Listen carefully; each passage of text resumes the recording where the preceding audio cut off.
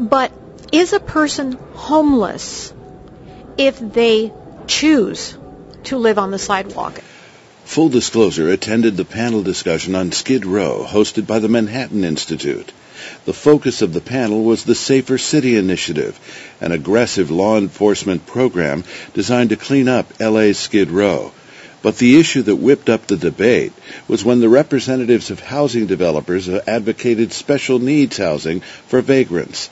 Professor James Q. Wilson opened the day-long event with his exposure to Skid Row. 4 years ago, I went to visit the Salvation Army mission in Skid Row and spent a day with them in the mission and walking the streets.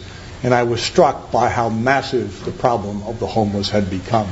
You could not walk down the streets without stepping over people in sleeping bags. You watched open-air drug sales. And the missions there, run by the Salvation Army and several other organizations, were struggling mightily to cope with this problem. Representing the Corporation for Supportive Housing, Carol Wilkins explained the kinds of people who reside on the sidewalks of Skid Row. Locally, researchers have said that 80% or more of those people living on the streets of Skid Row are suffering from severe and chronic mental illness, addiction, serious health problems, or some combination of all of those. From where did these thousands of people come? Some people blame the actions of California Governor Reagan, who signed the Landerman-Petrus legislation, which stopped the forced incarceration of homeless and helpless people. Edwin Meese III served as the chief of staff to then-Governor Reagan. Many of the experts in the field of mental health at the time felt that warehousing mentally ill people in these various institutions was not the way to treat them, and that this only perpetuated their situation, actually in some cases made their condition worse. The problem, of course, that has happened is that in some cases people who are now on the streets refuse to take their medicine, refuse to participate in community clinics, and to do the things that are necessary. And so that's why we've had a continuing problem. And so the question is, which is better, to try to deal with the problem that we have with these people in communities or put them back into the warehouses again? Estela Lopez has first-hand experience because she lives and works downtown in the Skid Row area. Sad, miserable fact is that drug addiction is the principal reason why people stay on the sidewalks of Skid Row. Are they homeless? UCLA professor Mark Kleiman explains the frustration of law enforcement when dealing with the problem. All of whom are breaking the law by sleeping on the street, and says, arresting one of these people is just not going to do any good. Is doing the right analysis, but only at one level. All of the people sleeping on the street are perfectly aware that the police officer will look out at the sea of them and decide that none of them is worth arresting. And now sleeping on the street is effectively lawful in that area. But as Heather MacDonald from the Manhattan Institute points out, the situation is made worse by carving out a section of the city where laws don't apply. The idea that someone living on the streets has a right to break so-called minor laws has led to nothing but death, disease, and despair. Professor Kleiman suggests that saturation policing can make the difference. It's a tipping problem, right? If you can get the level of enforcement high enough so that the probability of arrest for some violation gets to be big enough to discourage people, well, then they stop doing it, and then you can stop arresting them. So if you can push yourself over that hump, you can get from a very disorderly place to a more orderly place with only a temporary spike in arrests. Right? If you had to keep making the arrests for the rest of eternity, it just couldn't be done. But the man who's in charge of policing the area thinks that cops on the street aren't the solution. And I think the one thing that is still missing, one person's perspective, in terms of those partnerships, is in fact the real ability to deliver that housing issue. Carol Wilkins agrees. Housing will reclaim the lost souls on Skid Row.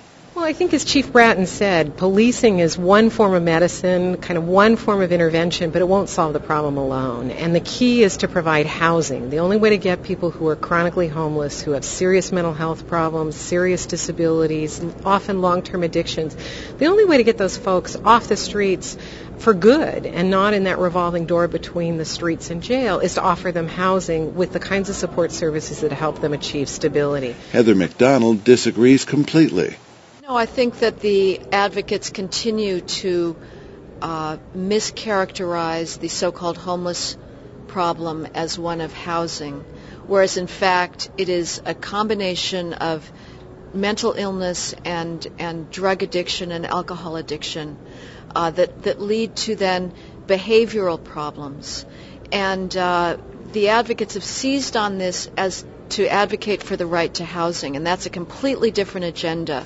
Coming from Mayor Villaraigosa's office, Torie Osborn advocates for housing. There is a body of knowledge that shows that if you get the chronic street homeless, those who many people seem to think are service resistant, and they may be initially service resistant, that A, they are not service resistant for the most part, and B, if you get them into housing and stabilize them into housing, they will seek treatment for their addiction, and they will seek treatment, and they will stay on their meds. They will seek treatment and stay on their medication for mental illness. It's just wrong to blame the individuals themselves. It's bad philosophy, it's bad policy, and it makes for lousy solutions. Unfortunately, I think too many times we've sort of created a ladder that, to kind of climb into housing where the first couple of rungs on that ladder are too far for folks to reach. So that if we have housing where folks have to achieve sobriety, that's often not possible for people with a mental illness, for people who are seriously disabled to achieve sobriety while they're living on the street. Again, Skid Row is not a housing problem. It was a drug dealing problem and a violence problem. I mean, the violence on Skid Row was just out of control. It was at a higher per capita rate than the gang-plagued Rampart Division. Police Chief Bratton is frustrated by the inaction caused by the lack of consensus. I think all of you know my disdain for government here in California and in this city.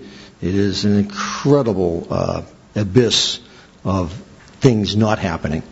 And it's extraordinarily frustrating that I've never seen any place quite like it. The designation of Hollywood as Looney Tunes is very appropriate. And basically in terms of it can apply to the whole city. But Estela Lopez sees the real tragedy every day and every night. You know what? I don't care what that person's done. That's a human being and that's a human life. And more than anybody from the ACLU and all these other people who have opinions on this, I've seen them die. I, along with the social service providers on that street, have seen people, we turn them over and the needle is still stuck in their abdomen, okay? Those are the images that I see every day. So it isn't just about, yes, I represent the business community and we'd like a nicer environment. But you know what? Those are human lives out there. And until and unless we take people off the sidewalk, those deaths are going to continue. And that is shameful. 3 blocks from City Hall, someone tonight is going to die. Please join us next time when we'll hear the panelists argue specifically whether or not housing will help the street people or merely make them comfortable in their addiction. This is the first in a series of full disclosure programs dealing with homeless and vagrancy issues. Future programs will depict how the various private and government agencies either work together or against one another while trying to resolve the sad plight of the people who live on our streets. Coming soon on Full Disclosure. You can watch this program in its entirety as a Full Disclosure subscriber, or you can purchase the DVD on our website.